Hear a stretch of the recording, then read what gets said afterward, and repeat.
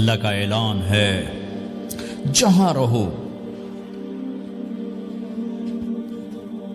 اللہ کے نبی کے طریقوں کو پکڑ کے رہو.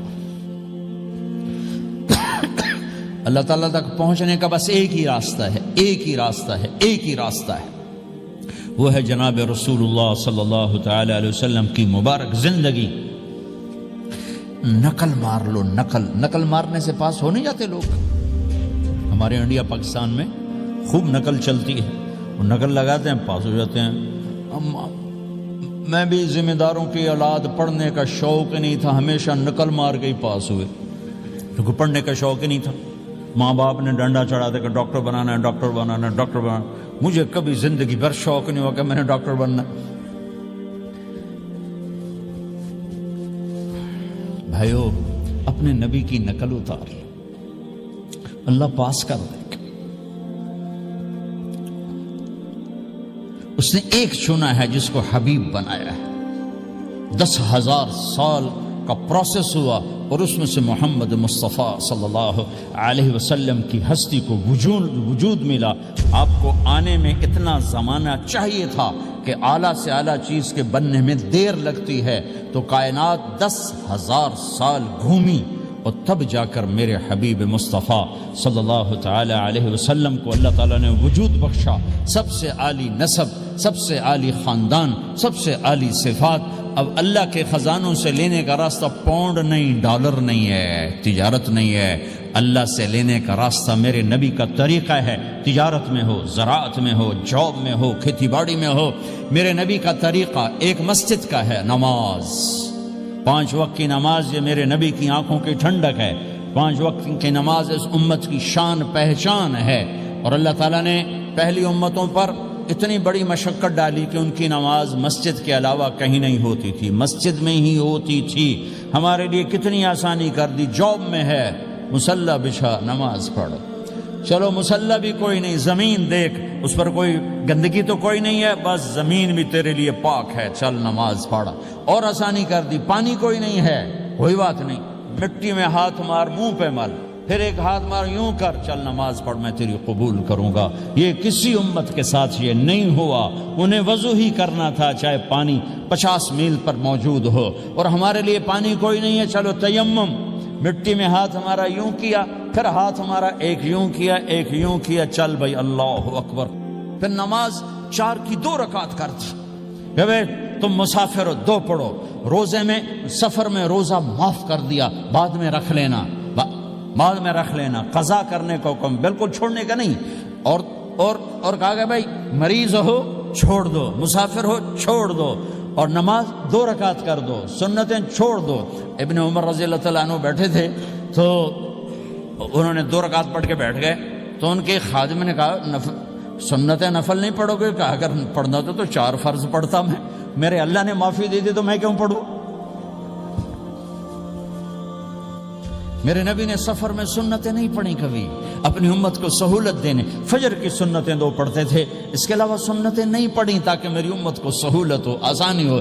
ایک دفعہ بارش ہو رہی تھی اور کوئی جگہ نہیں تھی نماز پڑھنے کے لیے، تو آپ نے اپنی اونٹنی کو آگے کیا اور اس پر بیٹھ گئے. بیٹھے ہی تھے، پیچھے صحابہ نے اونٹنیوں پر ہی صفیں بنائی اور یہ نماز اونٹنی پہ بیٹھ کر ادا کی گئی. بارش کے اندر نماز اونٹنی کے اوپر نماز بھی ہو گئی، رکوع بھی ہو گیا، سجدہ بھی ہو گیا، سلام بھی ہو گیا. پہلی امتوں کے لیے نہیں تھا، سجدہ ہی کرنا پڑے گا. یہ اللہ کے محبوب مصطفیٰ صلی اللہ تعالی علیہ وسلم کی طفیل، میرے اللہ نے ہم پہ فضل و احسان کیا. تو میرے نبی کی زندگی میں عبادات میں نماز سب سے اعلیٰ نظر آتی ہے، سب سے نمایاں نظر آتی ہے. اور پھر بازار میں، گھر میں، دفتر میں، ماحول میں میرے نبی کے اخلاق، یہ زندگی کا دوسرا روشن پہلو ہے. میرے نبی کی ساری زندگی 2 لفظوں میں آتی ہے، عبادت اخلاق، عبادت اخلاق. یا 2 اور لفظ، حقوق اللہ، حقوق العباد، حقوق اللہ، حقوق العباد. حقوق اللہ میں نماز سب سے اعلیٰ، اور حقوق العباد میں لوگوں کی برداشت کرنا، لوگوں سے درگزر کرنا، معاف کرنا، جھوٹ سے بچنا، دھوکے سے بچنا. میرے نبی سے پوچھا گیا یا رسول اللہ مسلمان کنجوس ہو سکتا ہے؟ ہم نے کہا ہو سکتا ہے. یا رسول اللہ مسلمان کمزور ہو سکتا ہے، بزدل ہو سکتا ہے، ڈرپوک ہو سکتا ہے؟ آپ نے کہا ہو سکتا ہے. یا رسول اللہ مسلمان جھوٹ بول سکتا ہے؟ آپ نے کہا نہیں، جھوٹ نہیں بول سکتا. جھوٹ نہیں بول سکتا۔ ہے میرے نبی نے فرمایا میرا امتی ہر گناہ کر سکتا ہے پر ایک جھوٹ نہیں بولے گا، ایک دھوکہ نہیں دے گا۔ لیکن پوری دنیا میں سب سے زیادہ جھوٹ بولنے والا اور دھوکہ دینے والا وہ اس امت کا فرد بن چکا ہے۔ سب سے زیادہ دھوکہ دینے والے ہم بن گئے، سب سے زیادہ جھوٹ بولنے والے ہم بن گئے۔ اور میرے نبی نے فرمایا تھا کہ مسلمان جھوٹ نہیں بولتا، دھوکہ نہیں دیتا، ہر گناہ کر سکتا ہے، جھوٹ نہیں بولے گا، دھوکہ نہیں دے گا۔ یہ میرے نبی کی زندگی کا دوسرا پہلو ہے کہ سچائی پہ جمو۔ چند پیسے بچانے کے لیے جھوٹ بولنا، ٹیکس بچانے کے لیے جھوٹ بولنا، کتنے پاؤنڈ بچا لو گے؟ ادھر تمہارے سامنے سچ روشن کھڑا ہوا ہے۔ میرے نبی نے کہا الصدق ینجی والکذب یہلک۔ ادھر جھوٹ کھڑا ہے، ادھر جھوٹ کے ساتھ 4 پاؤنڈ بچیں گے، ادھر سچ کے ساتھ اللہ ملے گا، لے لو جو لینا ہے لے لو۔ ہاں، الا لعنت اللہ علی الکاذبین، جھوٹوں پہ اللہ کی لعنت۔ اس لعنت کے ساتھ 400 پاؤنڈ بچا لیے، 4000 بچا لیے، 4 ملین بچا لیے، 4 بلین بچا لیے، 4 ٹریلین بچا لیے، ساری دنیا کو بچا لیا، اور اوپر اللہ کی لعنت پڑی تو اللہ کی قسم گھاٹے کا سودا ہے۔ اور سچے ہو گئے، سچ بولا، یہ میں 100 پاؤنڈ کماتا ہوں، لے لو جو لینا ہے اس میں سے، یہ میں 1000 پاؤنڈ کماتا ہوں، لے لو جو لینا ہے، یہ میں 50,000 پاؤنڈ کماتا ہوں، لے لو جو لینا ہے، کہ مسلمان کی زبان سے جھوٹ نہیں نکلتا، سچ ہی بولتا ہے۔ آپ تشریف لے جا رہے ہیں، ایک آواز ہے یا رسول اللہ، آپ نے یوں دیکھا کوئی نظر نہیں آیا، پھر آواز ہے یا رسول اللہ، تو آپ نے دیکھا کہ ہرنی ڈیئر چھوٹی وہ کھڑی ہوئی رسی میں بندھی، تو آپ نے کہا کیا ہوا؟ کہا جی آپ کا صحابی مجھے پکڑ کے لایا ہے، میرے چھوٹے چھوٹے بچے بھوک سے رو رہے ہوں گے، آپ مجھے چھوڑ دیں، میں بچوں کو دودھ پلا کے واپس آ جاتا، مجھے پتا ہے میرے اللہ کی تقدیر میرے بارے میں کیا ہے۔ تو آپ نے کہا اگر تو واپس نہ آئی تو پھر؟ تو اس نے کہا مجھے اللہ جہنم میں ڈال دے۔ آپ نے اس کی رسی کھول دی، خود وہیں بیٹھ گئے، اس نے دوڑ لگائی اور پہاڑوں میں گم ہو گئی۔ تھوڑی دیر کے بعد وہ دوڑتی ہوئی آئی اور آ کے سر یا رسول اللہ میں حاضر ہو گیا۔ تو آپ نے اس کو باندھ کے وہیں آپ بیٹھ گئے نہیں۔ دیر کے بعد وہ صحابی آئے جنہوں نے اس کو شکار کیا تھا، پکڑا تھا، تو کہنے لگے ان کا یا رسول اللہ آپ یہاں کیسے؟ کہ میں ایک درخواست لے کر آیا ہوں۔ کہ کیا؟ کہ یہ ہرنی مجھے ہدیہ کر دو۔ کہ یا رسول اللہ سب کچھ آپ کا ہے، کہ بس یہ ہدیہ کر دو۔ یا رسول اللہ حاضر۔ تو آپ نے اس کو لے کر رسی اس کی گردن سے نکالی کہ جاؤ بچی اپنے بچوں کے پاس جا کے خوشی منا۔ سچ نجات دیتا ہے اور جھوٹ ہلاک کرتا ہے۔ ایک ہرنی جان کی بازی کھیل گئی سچ بولنے کے لیے، تم چند پونڈوں پہ جھوٹ بولتے ہو، ایمان کو برباد کر کے رکھ دیتے ہو۔ مسلمان جھوٹ نہیں بولتا، مسلمان دھوکہ نہیں دیتا،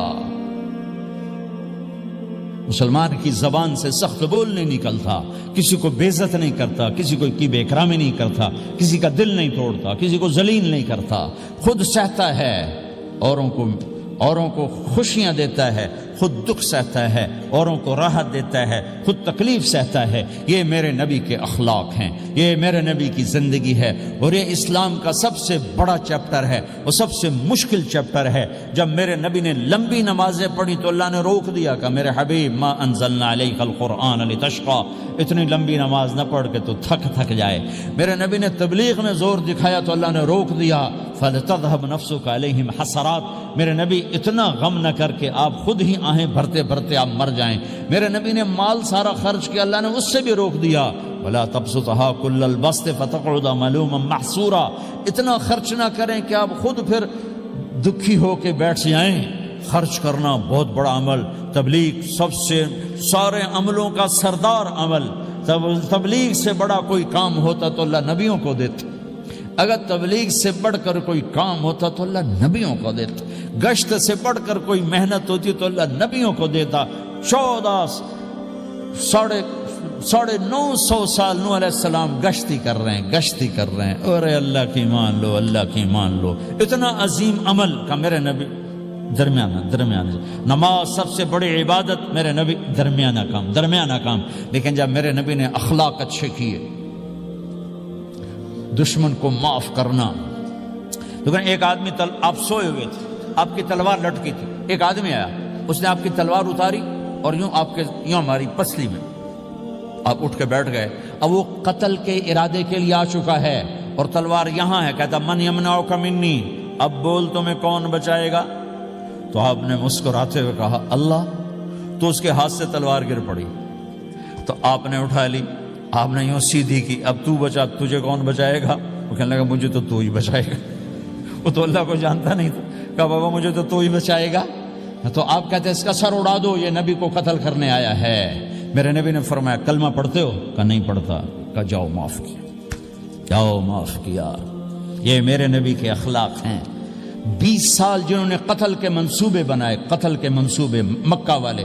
جب آپ مکہ میں فاتحانہ داخل ہوئے، ابو سفیان سب سے زیادہ آپ کو دکھ پہنچانے والوں میں پیش، تو آپ نے ابو سفیان کو عزت دی.